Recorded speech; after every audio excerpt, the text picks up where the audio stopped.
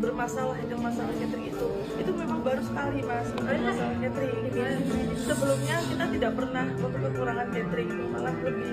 Iya, kita tadi bilang sanggup untuk refund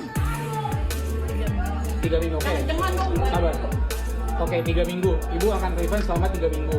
Oke, kalau kita mau tanya, ibu 3 minggu dari mana? Kalau ibu jawab, saya akan ada event di sini itu nggak mungkin. Kasus penipuan pemilik wedding organizer Will, Ayu Puspita kembali memantik kemarahan publik setelah ramai viral karena ribuan calon pengantin dirugikan mulai dari pesta tanpa catering hingga tamu pulang kecewa terungkap.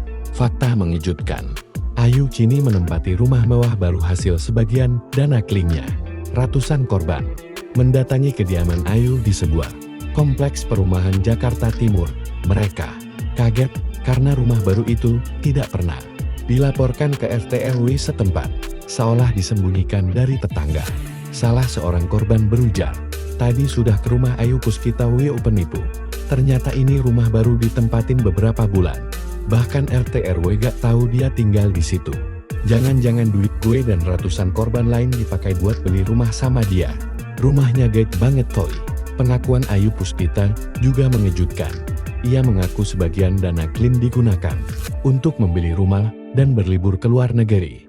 Manajemen keuangan Will miliknya disebut berantakan. Uang klaim baru dipakai untuk menutup kekurangan acara sebelumnya.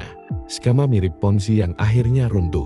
Para korban yang banyak menabung bertahun-tahun untuk pernikahan impian, kini harus menghadapi kenyataan pahit kehilangan uang dan persiapan acara mereka yang berantakan. Ayu menyatakan sedang berusaha menjual rumah tersebut untuk mengembalikan dana klaim. Kasus ini memicu sorotan luas, termasuk dari warganet yang menyoroti gaya hedon Ayu Puspita. Selain rumah baru, ia juga sering jalan-jalan ke luar negeri dengan keluarganya. Padahal ratusan pengantin mengalami kerugian besar. Kepolisian kini menangani kasus ini, sementara para korban terus menuntut pertanggungjawaban.